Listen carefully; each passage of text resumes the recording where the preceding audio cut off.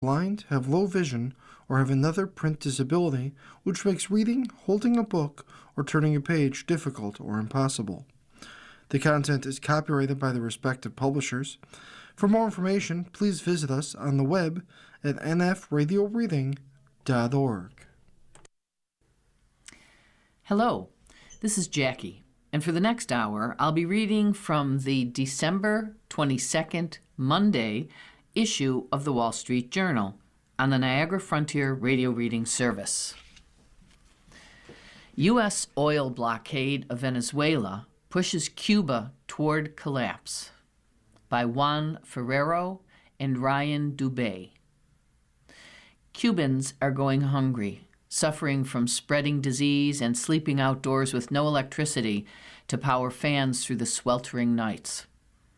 A quarter of the population has fled during the island's most prolonged economic crisis, and it's about to get worse. The U.S. is ratcheting up pressure on Havana's key benefactor, Venezuelan strongman Nicolas Maduro's regime, which has kept communist-ruled Cuba afloat with cheap oil. Now, Venezuelan oil exports are at risk because of a partial blockade targeting sanctioned tankers, the kind that carry about 70% of the country's crude. One tanker that the U.S. has already seized was en route with almost 2 million barrels of Venezuelan oil. On Saturday, U.S. forces boarded another vessel, a Panamanian-flagged oil tanker off Venezuela. The blockade adds to a U.S. pressure campaign on Maduro that also includes a military buildup in the Caribbean, airstrikes on boats allegedly connected to Venezuelan drug trafficking, and threats of bombing the country itself. Were Venezuela's oil shipments to stop or sharply decline, the Cubans know it would be devastating. It would be the collapse of the Cuban economy, no question about it, said Jorge Piñon, a Cuban exile who tracks the island's energy ties to Venezuela at the University of Texas at Austin. Venezuela has been vital for Cuba's economy since 1999, when then-President Hugo Chavez described the two countries as bound together in a sea of happiness. Cuba deployed sports trainers, doctors, and counterintelligence agents to Venezuela, the latter to root out opponents who might overthrow Chavez. Venezuela responded with 100,000 barrels of oil shipped to Cuba each day. The heavily subsidized oil shipments have fallen to 30,000 barrels a day. Agents from Cuba's vaunted intelligence service remain in Venezuela, where they have worked to purge disloyal military officers and government officials, helping ensure Maduro remains ensconced in power. Cuba's deep reliance on Venezuela means Cuba's government is doing all it can to prevent Maduro, who trained in Cuba as a young man, from being forced out after nearly 13 years in office. That means ensuring he is always surrounded by security and loyal aides. They're taking very good care of Nicolas Maduro and his immediate successors, said Thomas A. Shannon, Jr., a former high-ranking U.S. diplomat who engaged frequently with the Venezuelan regime. The Cubans are not going to go quietly into the dark night. The Cuban government can do little to deter the military might of the U.S., but it has rallied against the American buildup in the Caribbean, and in particular the operations against tankers. Reminiscent of the times of Drake and Morgan, Donald Trump has just unleashed his pirates on a Venezuelan oil tanker, shamelessly seizing the cargo like a vulgar thief, Cuba's President Miguel Diaz-Canel told the Communist Party's Central Committee recently. The enemy's rules are that there are no rules. The threat to Cuba comes as the nation is in the throes of its worst economic crisis since Fidel Castro took power in 1959. It is really bleak and desperate, said Ten Henkin, author of books on Cuba and a professor at New York's Baruch College. Hope is gone, and people are desperate to get out. More than 2.7 million people, About a quarter of the island's population, many of them young and ambitious, have fled the island since 2020. Hundreds of thousands of them to the U.S., according to calculations of a Havana-based demographer, Juan Carlos Elbizu Campos. What Cuba is going through, a phenomenon I call demographic hollowing out, is nothing less than a humanitarian disaster only seen in countries in armed conflict, he said. Nearly 90% of people live in extreme poverty, and 70% go without at least one meal a day, said the Social Rights Observatory, a think tank that conducted polling in Cuba this past summer. The observatory found that 78% intend to flee the island. Cubans who have fled, as well as others on the island who spoke by phone, said garbage is piling up. Communicable diseases like chikungunya and dengue are spreading, and many children aren't going to school. Water availability is intermittent, leaving Cubans sometimes unable to bathe, wash dishes, or flush toilets. This is existential, said Manuel Cuesta Moria, a 62-year-old activist speaking from Havana. We're just surviving day to day. In Cuba's National Assembly this month, some legislators spoke candidly about the gravity of the situation, though there is opposition toward greatly expanding the small private business sector. There's a huge material shortage in Cuba, Diaz-Canel, the president, said in his speech. We must assume the urgent need to advance towards macroeconomic stability. Without economic efficiency, sovereignty is not possible. Cuba's economy has contracted 15% since 2018, according to Ricardo Torres Perez, a Cuban economist of the American University in Washington. Cumulative inflation from 2018 to November is nearly 450%, he said. The Cuban peso has collapsed, trading at about $450 per dollar on the black market, compared with about $30 in 2020. You could say it is as bad as it can get, but we also know it can get worse, said Torres Perez, pointing to the blow from falling Venezuelan crude shipments. If those shipments continue to dwindle in the next few weeks or months, well, the situation is going to be just unsustainable. Venezuelan crude today covers about 40% of the oil that Cuba needs to import, vital for power plants and transportation.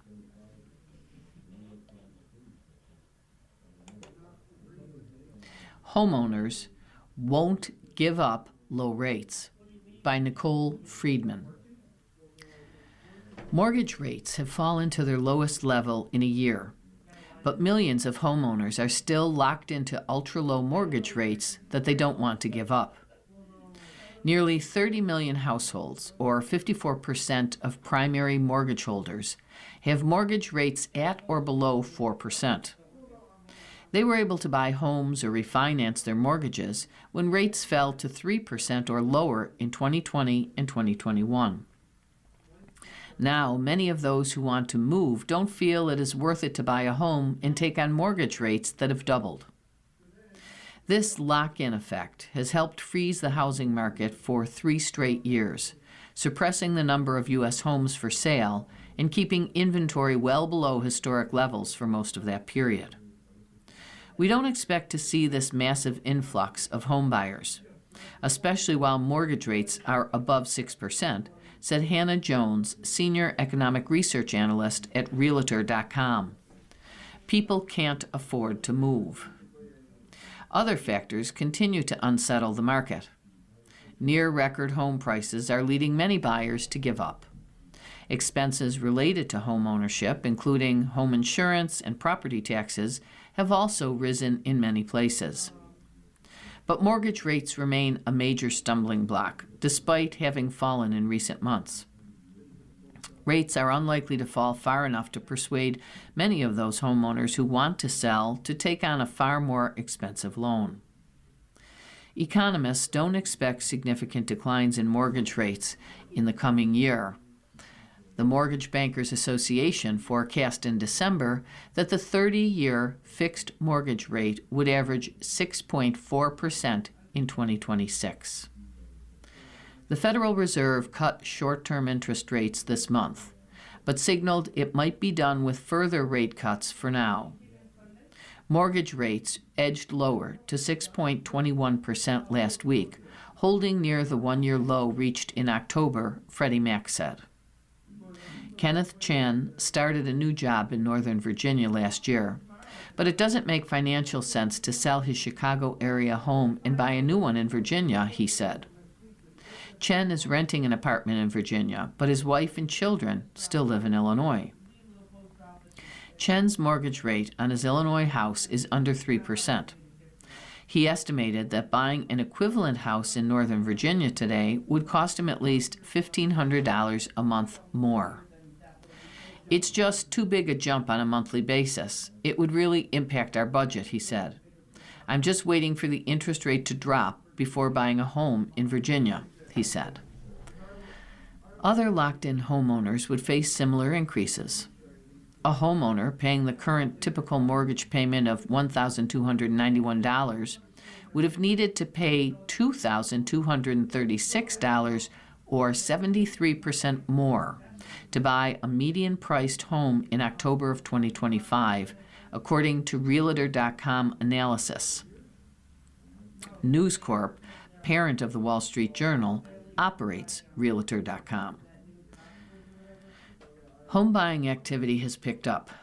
Declining mortgage rates, along with falling home prices in some parts of the U.S., are persuading some buyers to make a move. The inventory of homes for sale has also climbed, especially in the South and West, giving buyers negotiating power. Existing home sales rose in November for the third straight month. Mortgage purchase applications in the week ended December 12th rose 13% from a year earlier, according to the MBA. For buyers, you're not getting a house as cheap as people got them in 2020, but it's cheaper than it was in 2024 and 2023 and most of 2022, said Misha Fisher, chief economist at Zillow. But overall, purchase activity remains muted, and existing home sales are on track for the third straight year near 30-year lows. Economists say it could take years for affordability to improve significantly as rising incomes catch up to home buying costs. The people who have to move for a job or whatever family reason, they're selling. But that's just very few people, said Chen Zhao, Redfin's head of economics research. The ones who have more discretion are electing not to sell. They are staying put.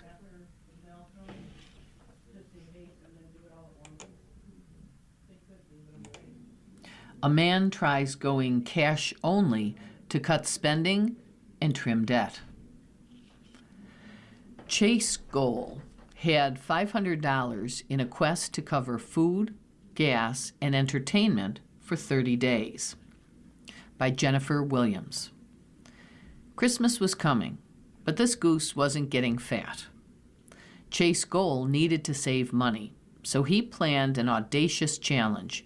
Spend just $500 on entertainment, food, and gas for a month. Cash only. In October, the 32-year-old market professional had spent $1,800 on eating and outings. The month before, $1,870. He hadn't spent less than $985 all year. Still, November felt like the time to try. The holidays are expensive, with gift buying, socializing, and travel.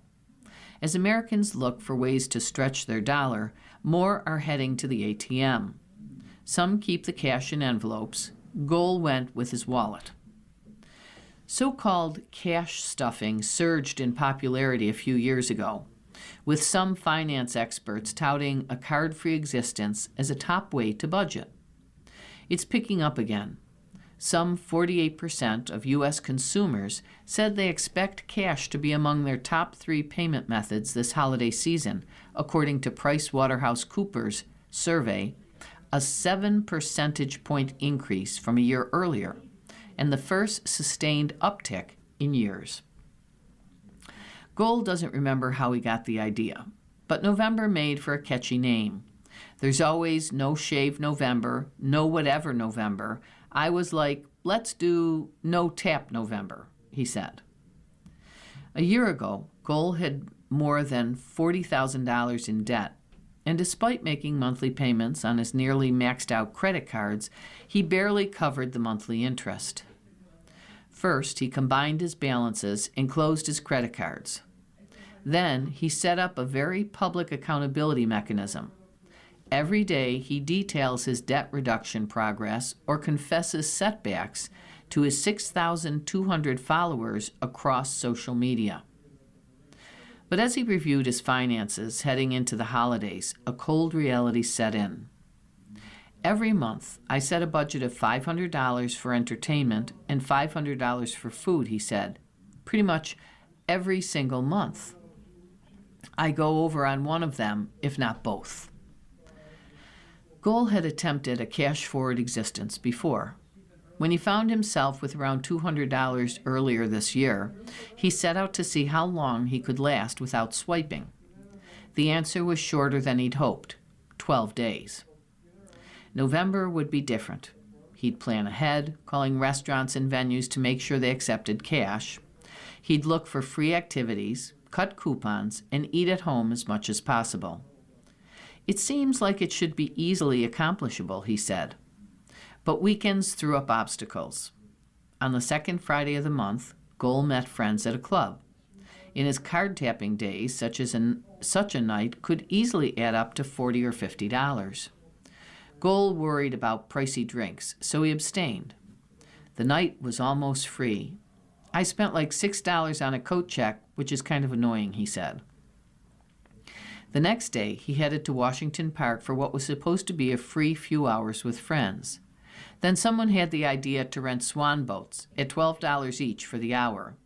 This kind of put me in a pickle, he said. In the end, he didn't regret paying. Gliding across the lake was worth it. But the unexpected costs put him on edge. So he did grocery shopping. Goal shops at stores with a member discount, and he's strict about what goes in the cart. He buys store-brand bread and detergent with a coupon.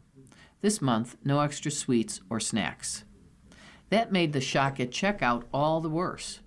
One mid-November Safeway trip added up to around $85, or 17% of the monthly budget.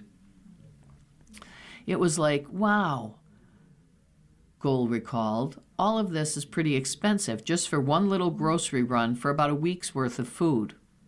As of November 19th, Goal had $192. His mood was nervous. You're listening to a reading of articles and features from the Wall Street Journal on the Niagara Frontier Radio Reading Service. Cash can be inconvenient. Friends make jabs. Waitstaff do a double take. Self-checkout can be off the table. All of that was minor compared with the feat of getting to his parents in Texas for Thanksgiving. Goal bought the plane ticket in October, before his no-tap month, and the trip could ruin the challenge. Once through airport security, Goal used a refillable water bottle and ate a peanut butter and jelly sandwich he brought from home. As he approached the gate to board the Frontier Airlines flight, his final concern was whether his duffel bag would be allowed aboard as a personal item. I definitely would have had to pay like $80, he said, referring to the cost of checking a bag while boarding. I was sweating that. The duffel flew for free. His parents were generous, a lot of free food and a movie. He got an $11 coat from Goodwill and spent $25 on Black Friday purchases, 2 deeply discounted board games to give as gifts. Cash left, $83, with 2 days to go. Goal boarded the plane home without spending any money. He got a ride to the airport from his dad. A $10 train ride and a $20 taxi ride later, he was home. The taxi was more expensive than an Uber, Goal said, but with the cash-only lifestyle, I didn't really have an option. Some Uber passengers can now pay with cash, but not late at night when Goal needed a ride. He ended November with $16 in cash. Goal hopes some habits stick, like buying groceries with coupons, staying in more, and locking in a monthly budget of $1,000 for food and drinks. His debt is down over 40% from a year ago. After 30 tapless days, Goal treated himself to a Jersey Mike's sub, the number 9 with turkey, roast beef, and Swiss cheese, for around $12. I feel like that's a cheap lunch compared to a lot of places, he said, but it felt like a luxury experience. 29 shots in 24 seconds. Was it a self-defense case? A Wall Street Journal investigation of a road rage homicide yields new clues. By Valerie Bauerlein, Brenda T. Smith, Cam Pollock, and Peter Ciampelli.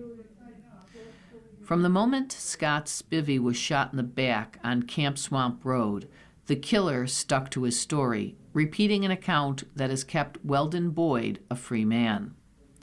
He shot effing first, Boyd told the 911 operator. He claimed the same to witnesses who caught only glimpses of the confrontation.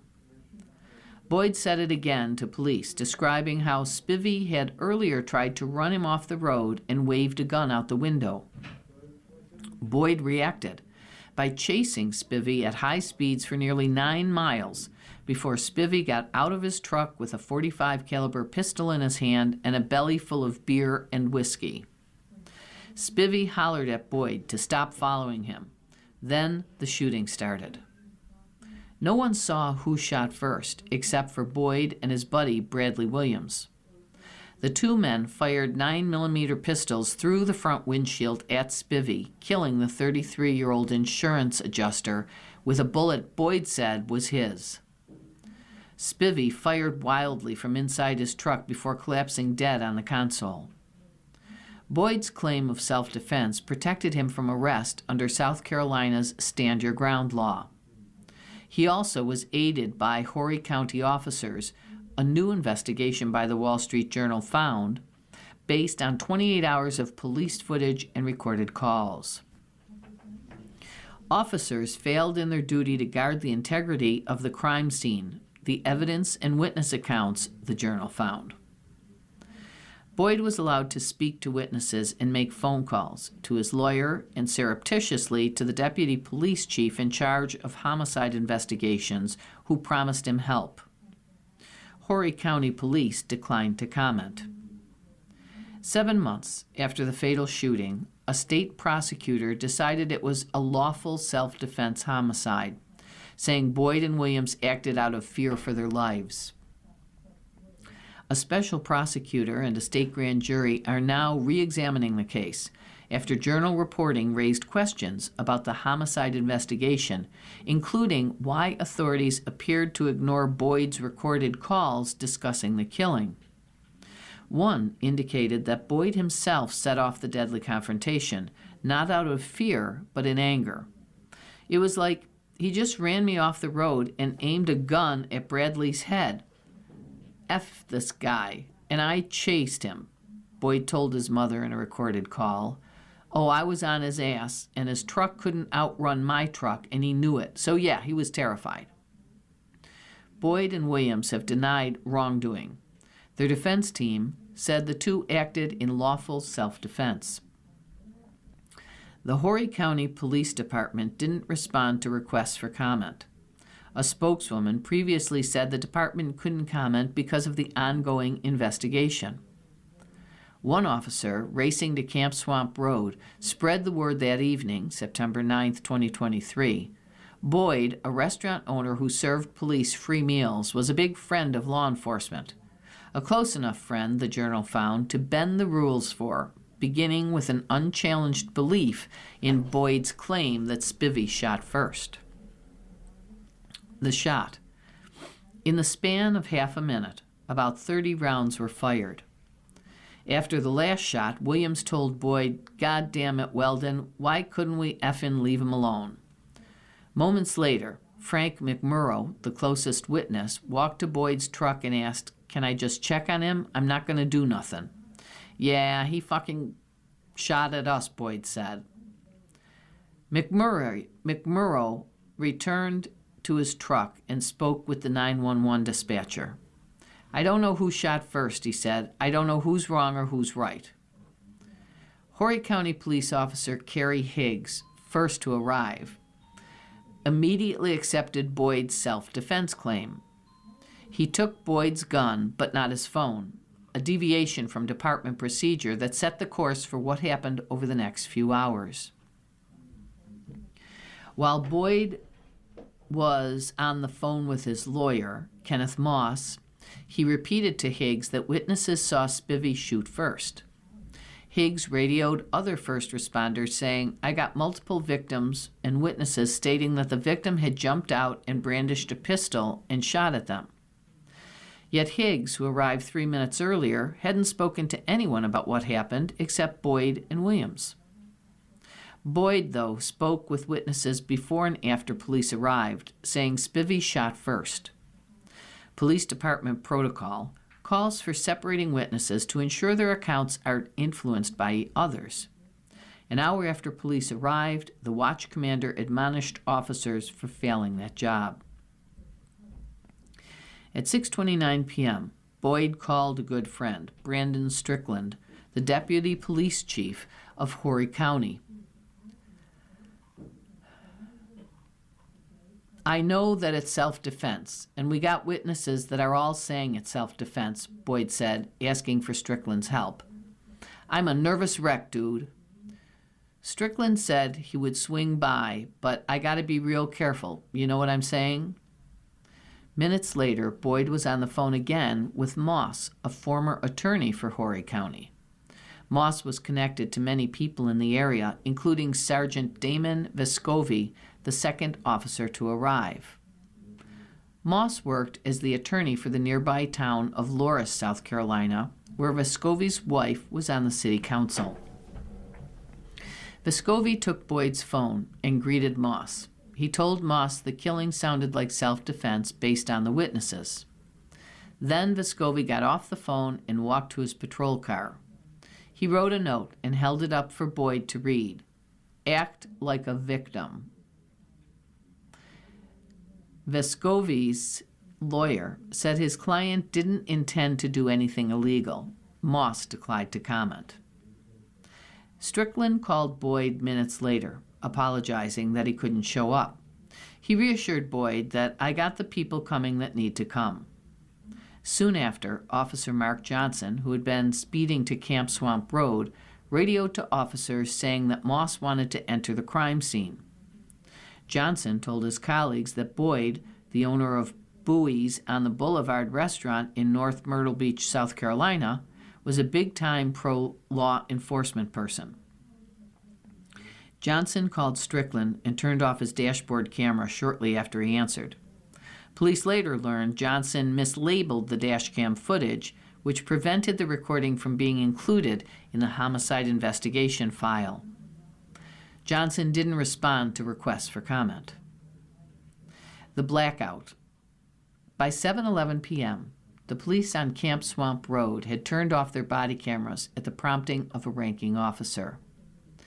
For the next 2 hours, the only records from the immediate crime scene were from a handful of dash cams in patrol cars.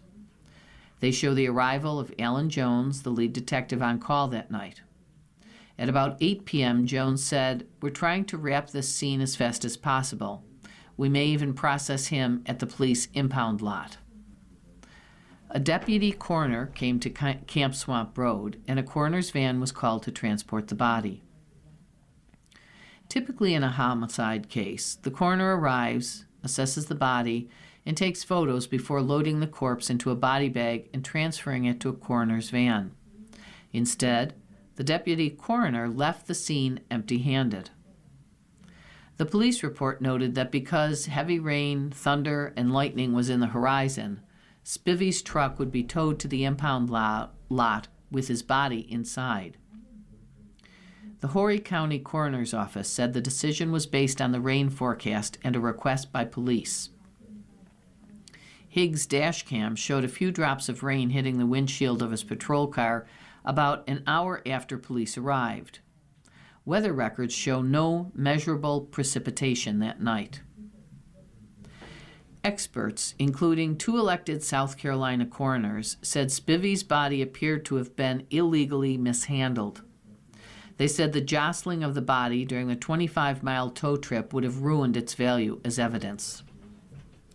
Vescovi was assigned to escort Boyd's truck to the police impound lot. He instead took the job of following the flatbed that carried Spivey and his truck. Minutes after Vescovi turned off Camp Swamp Road behind the tow, the police body cams started coming back on. Spivey's cousin was the first of the family to reach Camp Swamp Road and ask where Spivey was. "Don't tell him where he's going," one of the officers said, "or how he got there." The officer later went to speak to the cousin, who asked if Spivey had died. "I have no idea," the officer said. "I'm sorry." Police revealed Spivey's killing to the family after the arrival of Spivey's sister, Jennifer Foley. Apparently, Scott was road raging with somebody else, and he tried shooting at them, and they fired back, the watch commander said, echoing Boyd's account. He didn't say that Spivey's body had been hauled away in his truck. From the shadows. The day after the shooting, Strickland called Boyd. "I was in the shadows last night," he said. "You're taken care of." The deputy chief told Boyd that Spivey's body was towed to make sure that every I's dotted and T's crossed to clear you. Strickland's lawyer said that Strickland's claims and promises to Boyd were all bluster. Strickland was pressured to resign this year, and Vescovi was fired after their actions in the case. In October, South Carolina Attorney General Alan Wilson authorized Barry Barnett, an elected solicitor from another jurisdiction, to review the handling of the case and consider criminal charges, citing alleged misconduct in the police investigation.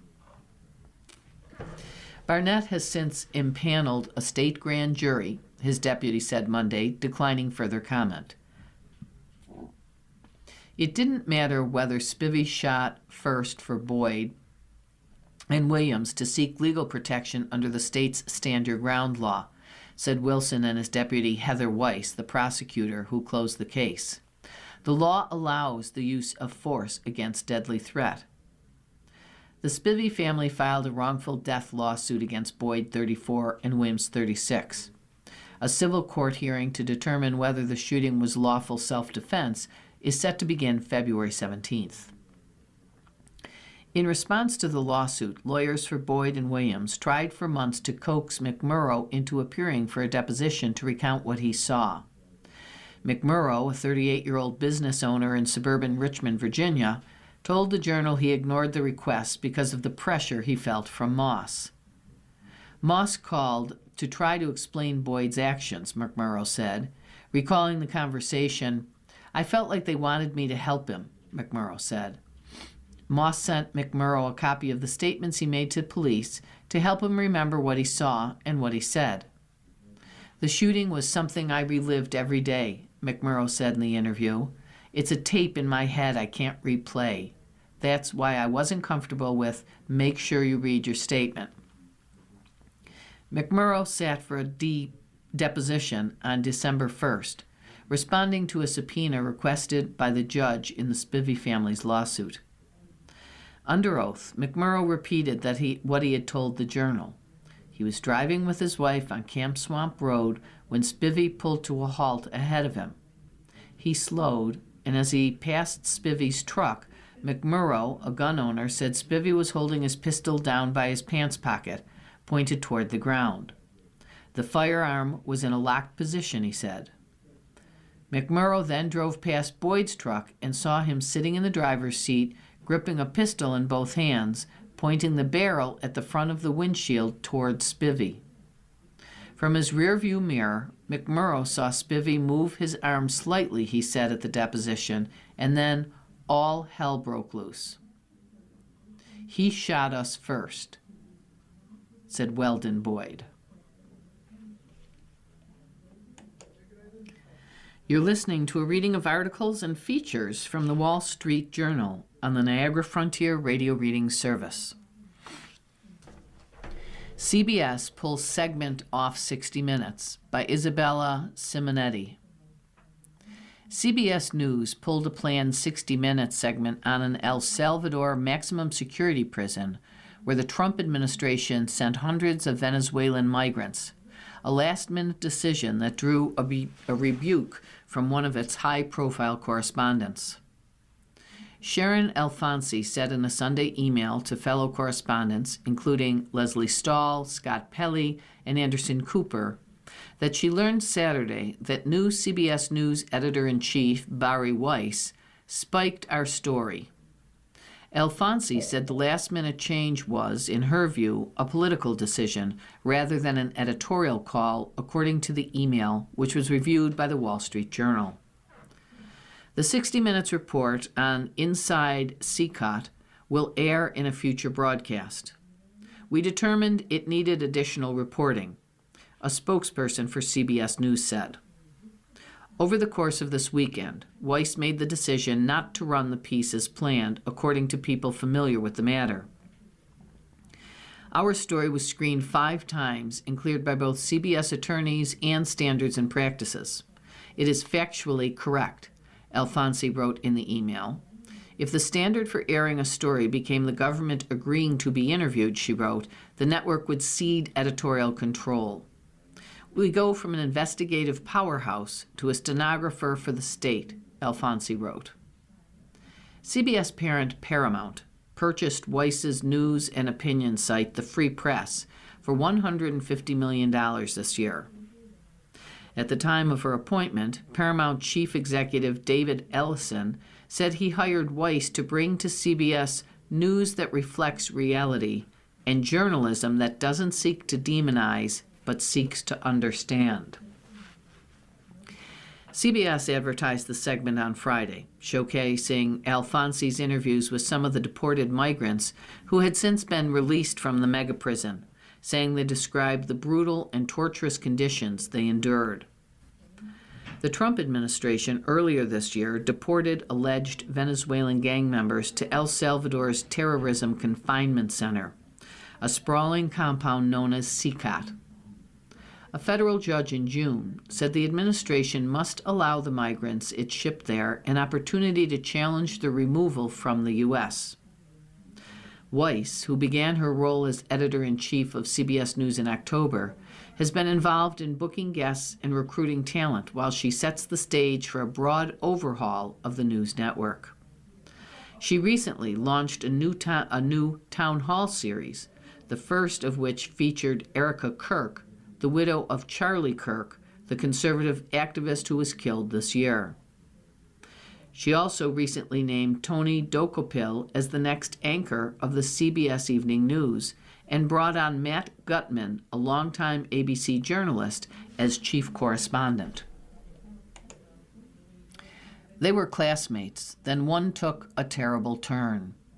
By Jared Mitkovich, Neil Mehta, Deborah Acosta, and Douglas Belkin.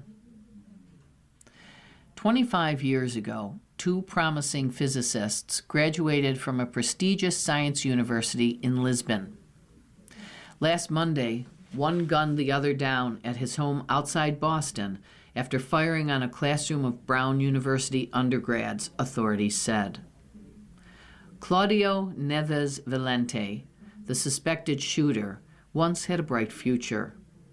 He graduated at the top of his college class, ahead of classmate Nuno Luriero. But by the time Nieves Valente confronted Luriero at his Brookline, Mass. Apartment building last week, Luriero's career had soared, while Nieves Valente's withered. Luriero was an acclaimed nuclear scientist at the Massachusetts Institute of Technology, leading one of its largest labs. Nieves Valente had been living in an unassuming home in Miami, far from the academic grandeur for which he once seemed destined. Investigators don't know why Nieves Valente opened fire in the Brown classroom, nor what drove him to target Luriero. After a 6-day manhunt, police found Nieves Valente dead from a self-inflicted gunshot wound in a storage unit in New Hampshire Thursday night. I don't think we have any idea why now, or why Brown, why these students, why this classroom. That is really unknown to us, said Rhode Island Attorney General Peter Nerona at a press briefing. Nieves Valente was born in the Portuguese town of Torres Novas, about 70 miles north of Lisbon. As a teenager, he was selected to represent Portugal at the International Physics Olympiad, according to the Portugal Physics Gazette.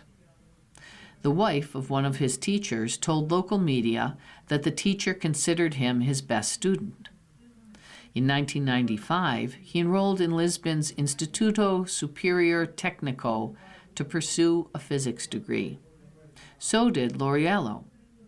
While multiple professors and a classmate at the Portugal Engineering School record Lauriello fondly, Nieves Valente didn't leave strong impressions socially. One professor at the University of Lisbon, who taught Nieves Valente as an undergraduate, told Publico, a newspaper in Lisbon, that he had a confrontational personality in class. Other students would ask questions, he said, but Nieves Valente liked to say that he knew the answers. In an online forum messages from 1997, from what appears to be Nieves Valente's then college email address, he signs off with a quote attributed to Nietzsche. Perhaps I know best why it is man alone who laughs. He alone suffers so deeply that he had to invent laughter. In 1999, Nieves Valente took an optional class in quantum field theory and earned a near-perfect grade of 19 out of 20, Professor Jorge Romano said after reviewing old paperwork.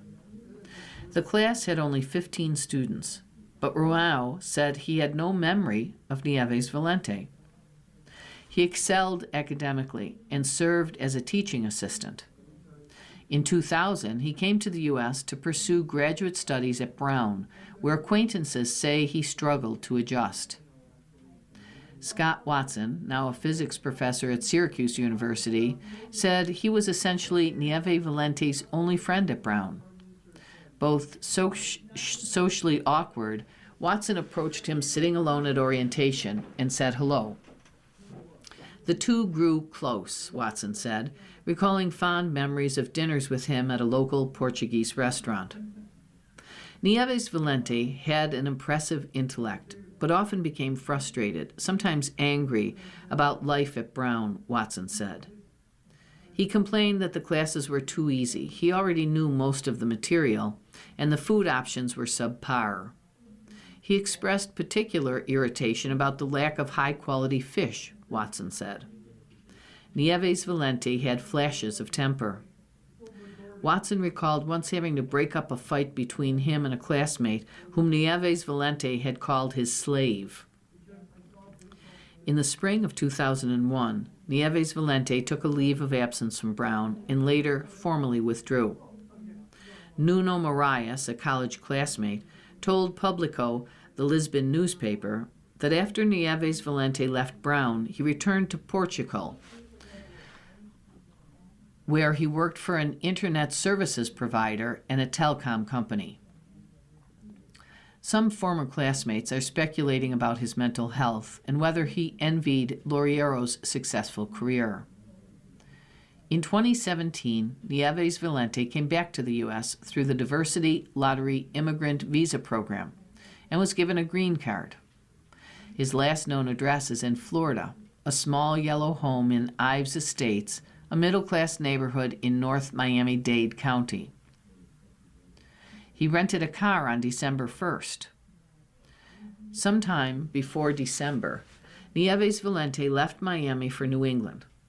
On December 1st, he rented a car in Boston and drove to Brown's campus in Providence, Rhode Island, where a custodian saw him in a bathroom near the lecture hall, according to an affidavit. Surveillance cameras recorded Nieves Valente's rental car 14 times around Providence over the next 2 weeks. On December 13th, Nieves Valente again used a bathroom in the lecture hall building. This time, a witness grew suspicious because Nieves Valente was wearing a mask and a dark, flimsy clothing inappropriate for the cold weather. The man followed Valente for several blocks and confronted him. Nieves Valente asked, "Why are you harassing me?" About an hour later, authorities say, Nieves Valente burst into the lecture hall and started shooting, killing 2 students and injuring 9. The next day, he checked into a Boston hotel about a half-mile from the home of his old classmate, Loriaro. You're listening to a reading of articles and features from the Wall Street Journal on the Niagara Frontier Radio Reading Service. In business and finance, private credit gets ugly for individuals. Funds called BDCs had a rough year as the industry aims to democratize options by Matt Wirtz and Heather Gillers. Wall Street fund managers want 401ks to include private credit, but similar products they sold to individual investors are in sharp decline this year. Some of the same money managers leading the charge to democratize private markets, like KKR and BlackRock, are among the worst performers in the publicly traded private credit funds called Business Development Companies, or BDCs. BDCs typically make high-interest loans to mid-sized corporations with junk credit ratings, using income from the loans to pay big dividends to their investors.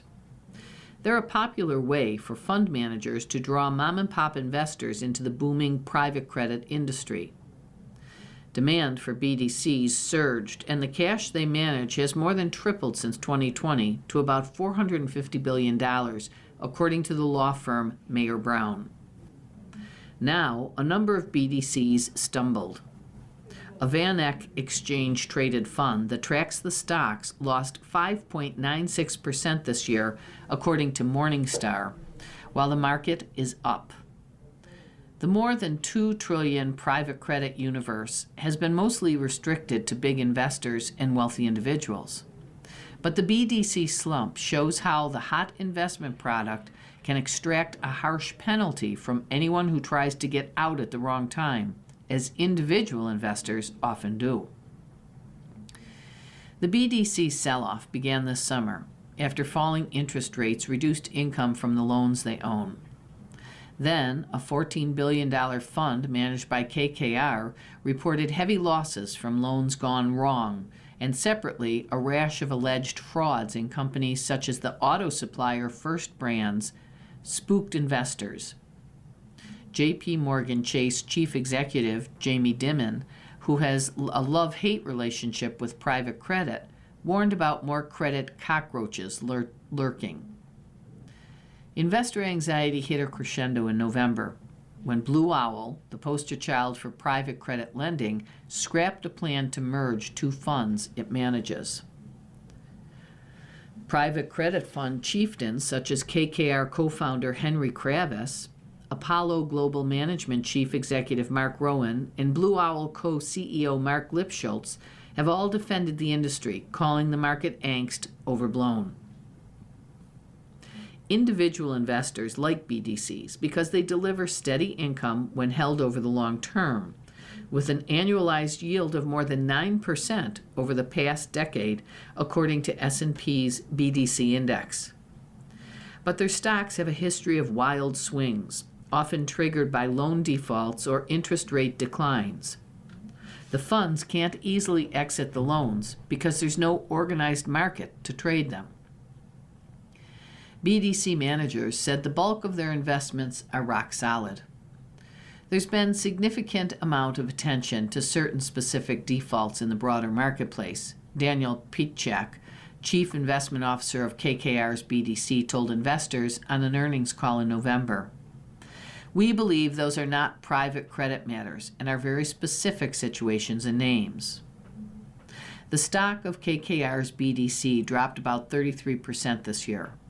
Most worrying, analysts said, is that KKR's bad loans included its largest single holding, a $350 million investment in the janitorial company Kellermeyer Bergensen Services that accounted for more than 2% of the fund's assets. Bad credits pushed KKR's non-performing loan ratio to about 5% in September from 3.5% in January, according to research by Raymond James.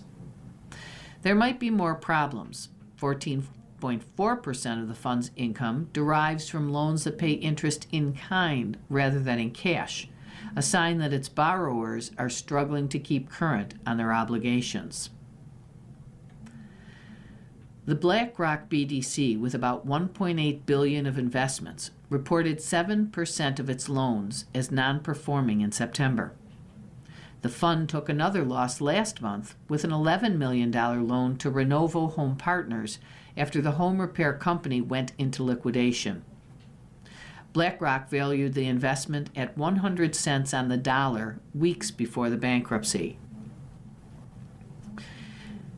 Even BDCs with relatively low defaults can stumble. Blue Owl launched a private BDC aimed at individual investors in 2017 and raised about $2 billion by 2020. Private BDC shares don't trade, although investors may redeem up to 5% of holdings each quarter. Redemptions began to mount earlier this year, and over the summer the firm began preparing a shareholder vote on merging the private fund with its public BDC. The loans in the two funds were nearly identical, but shares of the public BDC were trading at a discount to net asset value. By the time Blue Owl was ready to announce the vote in November, the public BDC shares fell further to some 14% below the net asset value. The firm pressed forward, believing it needed to give shareholders the option to decide for themselves. Craig Packer, Blue Owl's co-president, said, "Shareholders and advisors flooded Blue Owl with calls and complaints after critical media coverage of the deal. The stock fell further, and within 2 weeks the firm canceled the deal. It's extremely unlikely we'll try another merger," Packer said. Some business development companies boost returns and risks by making concentrated bets on high-yielding debt or by investing in complex financial structures, such as collateralized loan obligations or CLOs. Others use debt and partnerships with other financial firms to juice their performance.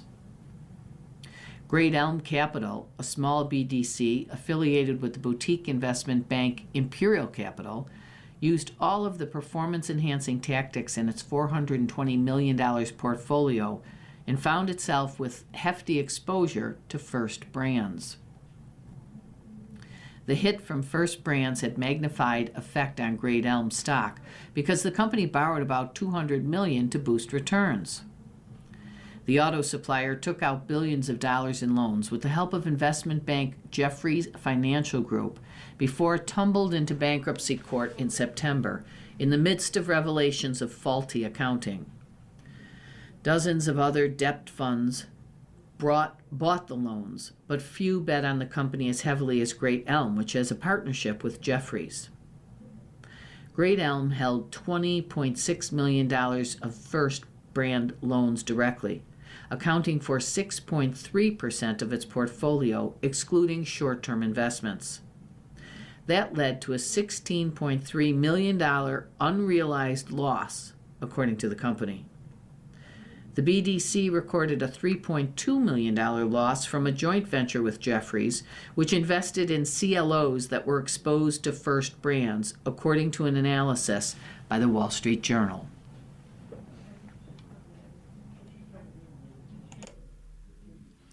Memorable moments are the key to FAO Schwartz by Natasha Khan.